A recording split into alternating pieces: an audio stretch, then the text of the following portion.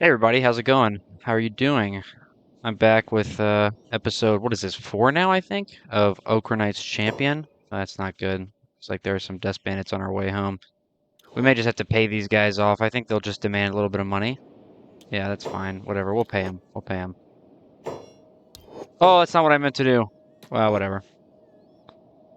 Whatever. It's in line with Eros's ethos. We'll just spam that R key while we head to the way station. Anyway, so yeah, sorry, this video was supposed to come out a little bit earlier. I've been trying to keep one, coming out every 2 days or something like that, but it didn't work out because I've been a little bit busy. I've got a couple of essays that I'm trying to submit before, well, I'm graduating pretty much, guys. Yeah, that's right. Believe it or not, I am essentially graduating. I just got a couple essays that I have to turn in, and then I'm all done with all of my university work, so it's very exciting stuff. I cannot wait. But yeah, it's been keeping me a little bit busy. But it's not just that. These guys really gonna follow me all the way inside.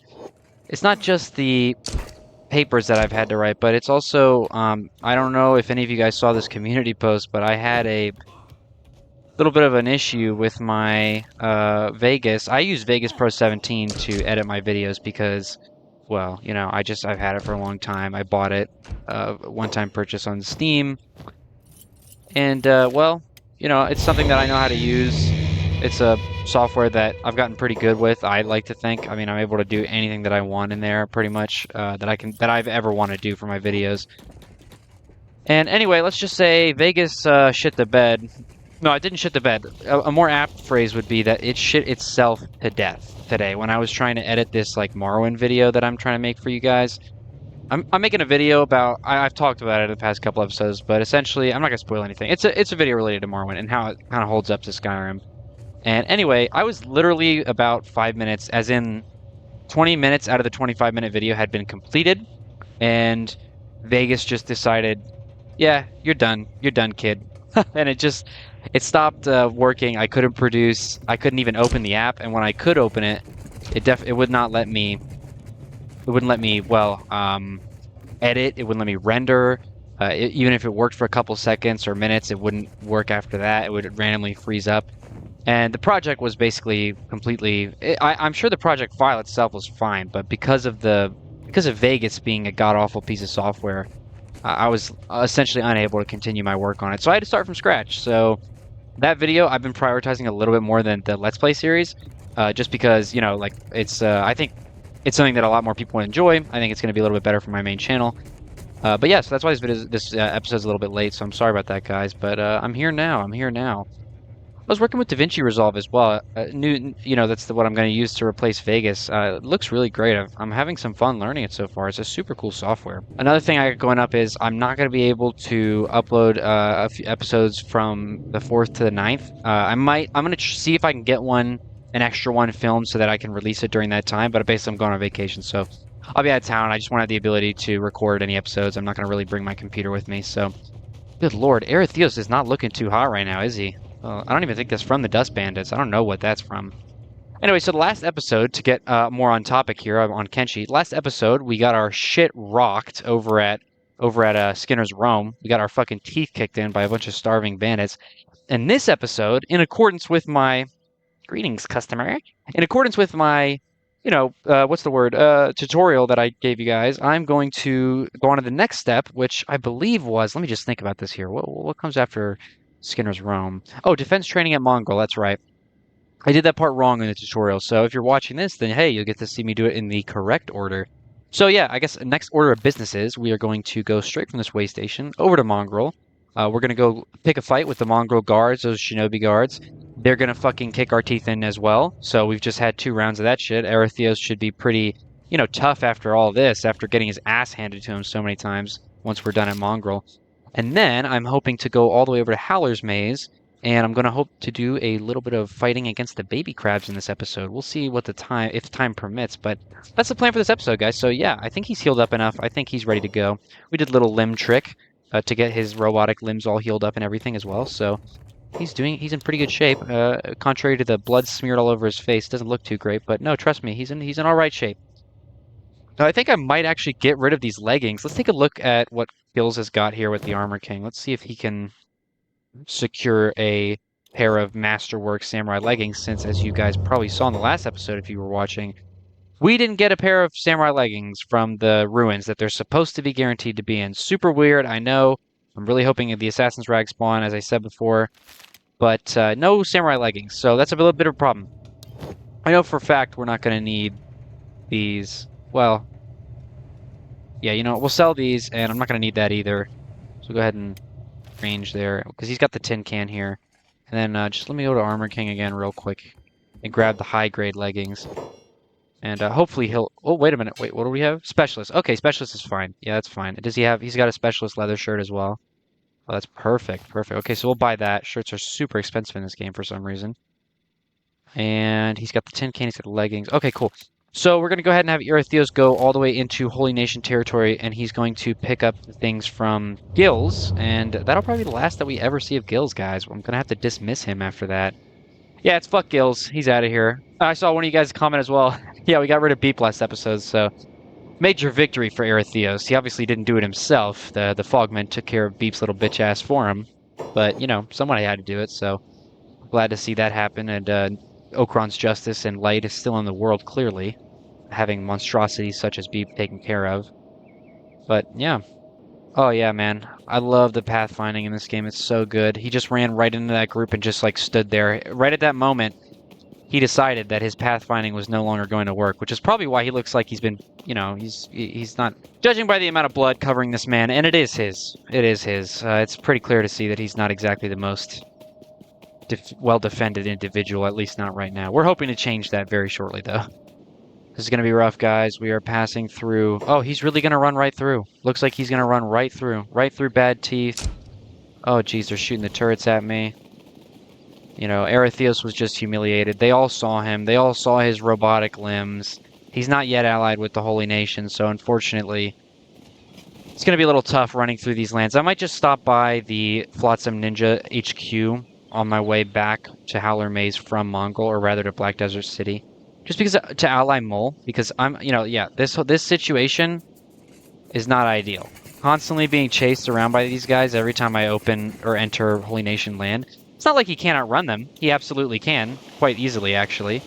It's just that it's, you know, it's not really ideal. He's a very holy guy, Erytheos. We've established this. You know, he's a true believer in the. Okay, not like that, bro. See, that's what I'm talking about with the pathfinding. He's a true believer in the light of Okran. And, you know, just because he's got some robotic limbs in order to aid him in his quest to wipe out all non-human life doesn't make him any less of a valid believer. So, I'm not going to have that. You know, I'm not going to have that, that kind of slander put on his name. He's better than that. He doesn't deserve that. Anyway, we're going to wait here for...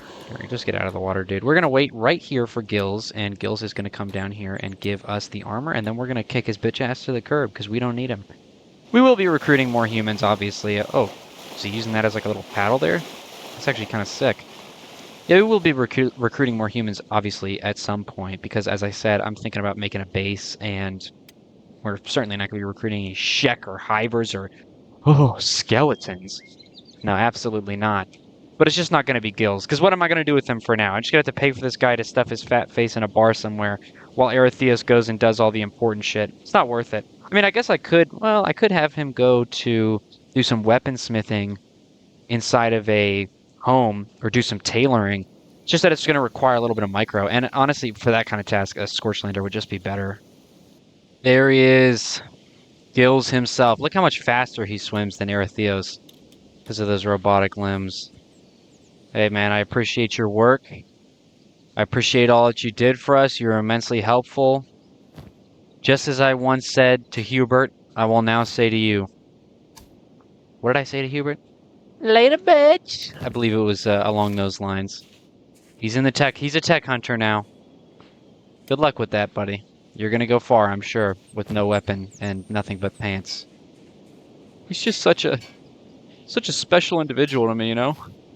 Alright, so now that we've got this armor, we can go get our ass whooped over at Mongrel.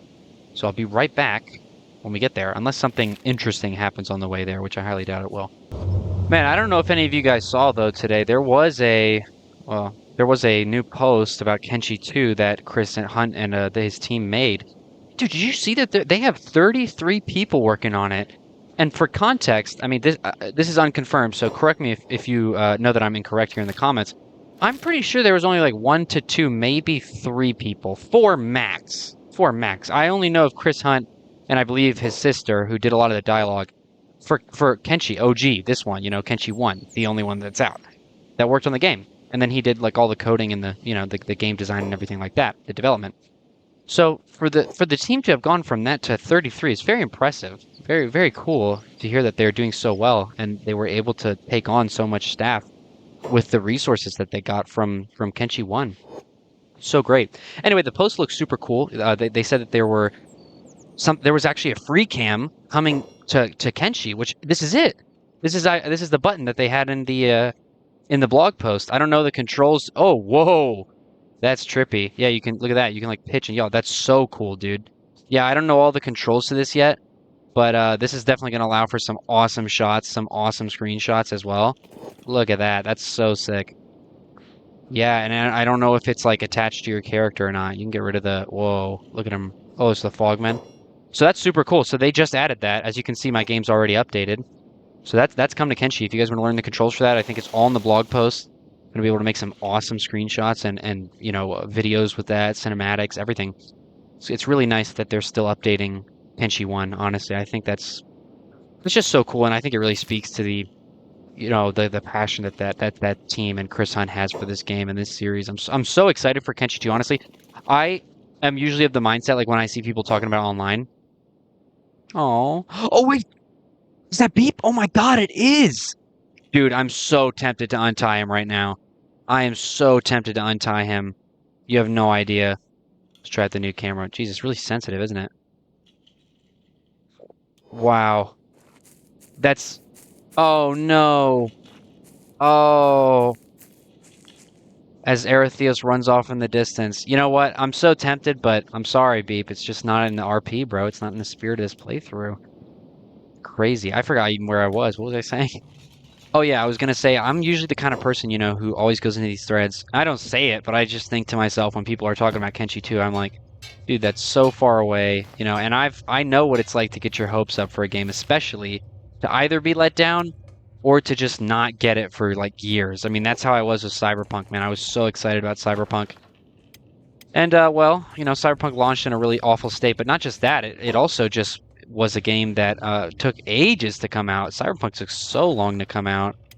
So when people talk about Kenshi 2 being a thing, it's usually what I think to myself. All right, let's quick save and do this. Let's do this here, guys. That's usually what I think to myself. I think, it's so far away, guys. It's maybe not a great idea to be so fervently interested in any kind of news about it, especially because Chris and that team are obviously notoriously tight-lipped about that kind of stuff. They don't really talk about it very much. So, wow, we got it up a lot in one go there, huh? Not bad, not bad. Went from what, 35 to 62? Wow, it's amazing, honestly. Obviously, they're very tight-lipped about it. They don't really talk about it that much. So yeah, I guess I'm just saying I was always the kind of person who thought to myself, yeah, maybe we shouldn't be so fervent about talking about Kenshi 2 and just kind of enjoy what we've got right now. Especially, the fact that they still drop an update once in a while, it's really cool. But hey, I can't deny it anymore. I've looked at the news, I've read their posts and what they've had to say about it. And man, I'm excited. I'm very excited. I've looked at some of the images that they've posted and whatnot. It looks absolutely fantastic. Just the kind of graphical choice. Like, I remember seeing somebody comment, they said, this kind of worries me that it's going to be just like Kenshi 1, but with better graphics. And I'm like, dude, that's exactly what I want. I feel like that's exactly what most people probably want. And I surely hope that Chris Hunt goes down that path. I mean, I don't really think anybody wants this to be, anybody who's really played the game that much wants it to be some sort of, crazy mainstream super modernized and adapted is for I guess the average, more casual consumer's palette kind of game. I feel like that would just be overkill for what, for the sake of more players. I mean, I don't think Chris Hunt's really about that. I think that he cares more about the integrity and quality of the game than he does just about selling as many copies as possible. And if he did care about the latter, then he probably would have gotten his game out when it wasn't ready, like the rest of the industry seems to like to do. Okay, are you gonna get knocked out? There we go. Up to 73. I'd say maybe another 2, 3 sessions. We want to get up to 90 here. I definitely want to get up to 90. That's good for now. But yeah, so anyway, all of this is just to say that I think that he knows what he's doing. Man knows what he's doing. I mean, look, he made a masterpiece in Kenshi 1, and he did it over so many years. I mean, it took him so long, and obviously the people helping him as well are also to thank for this masterpiece of a game. It took so long, and look what we got. Just an absolute work of art, work of digital art. So no, doubts in my mind that that's how Kenshi 2 is going to be. So when I see a little bit of news about it, I can't help but get a little bit excited. Thinking about how amazing essentially this game is going to be in reference to Kenshi 1, but with a bigger team, more time, more resources, better technology, and a fan base to prop it up out of the gate. I'm so excited about that. So, all right, everybody, we have managed to reach 90 melee defense. You want to check right here? We got 90. It actually took a little bit longer than I thought it was going to be completely honest with you. I thought it was going to take way less time, but he just... What's going on here, dude? Exit the fucking building. Let's go. Oh, this one's closed. Yeah, I thought... Oh, go in, dude, please! Okay, yeah, so I need to just quickly grab some stuff from my research bench here before we head out. I'm gonna have to sell this stuff in Black Desert City to make a bit of cash because we don't really have enough. I was gonna take this because on my way over to Black Desert City, I think I might stop in at the Flotsam Ninjas and tell them to go fuck themselves, So they will just keep banging on this, huh? Alright. Also, we'll lure them in here and then just go outside here.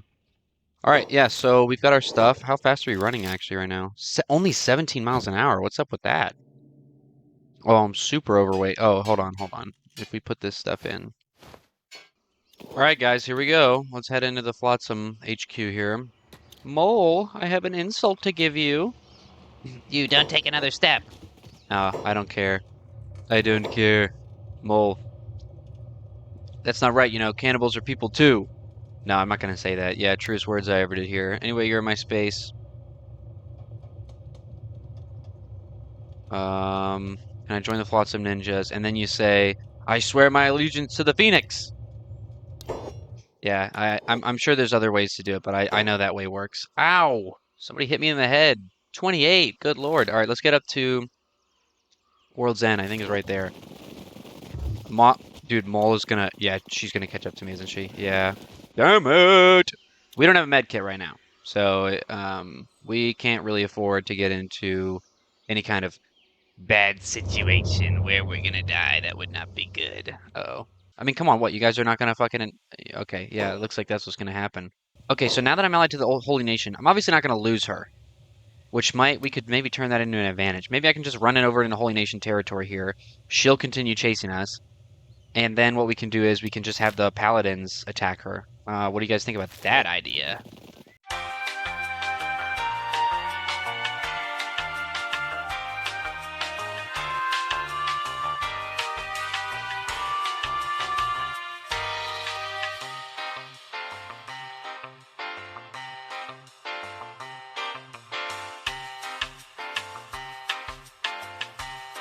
No way! Dude, we didn't even need to get her all the way into Blister Hill. They handled her for us. Well, looks like I'll be taking your Specialist Grade Assassin's Rags. All right. Not bad. Not bad. We can drop that. We don't need that. Anyway, check this out, guys. Yeah, skeleton limbs, they don't even care. That's the power of telling the Flotsam Ninjas to go eat shit. Oh, it feels so good. So I'm assuming we can put her in a cage for a bounty, right? Oh, baby. 50K. Aw. The little mole, you in a cage? Aw, so sad. Alright, we made it to Black Desert City. Little pit stop here, just like the guide. So we're gonna go ahead and pick up a new weapon. Hopefully they have what I want in stock. It would really be a bummer if they didn't. Let's see. Hello? Hello, my friend. Yeah, right here. Can I talk to you here? Yeah, alright. Only problem with taking a Paladin's Cross as the main weapon, and I do really want to do it, the Mage 2 quality Paladin's Cross is on the Phoenix. So, it's, yeah, you can see the issue there. It's just going to be a little difficult to get a hold of that, especially since I don't want to, you know, make any enemies with the Holy Nation. I like them quite a bit, so we're going to have to figure that out. I think it's disgusting having to be near you, you freaks, you disgusting animals. But I got to do what I got to do. I got to secure these weapons. I'm making myself stronger. I'll be back, and when I come back, I'll slaughter everyone here. We're going to make our own weapons in our own base. If you guys thought I was going to pay for that, you're funny. You're very funny. We're not paying. We're absolutely not going to pay for that. Yeah, there it is.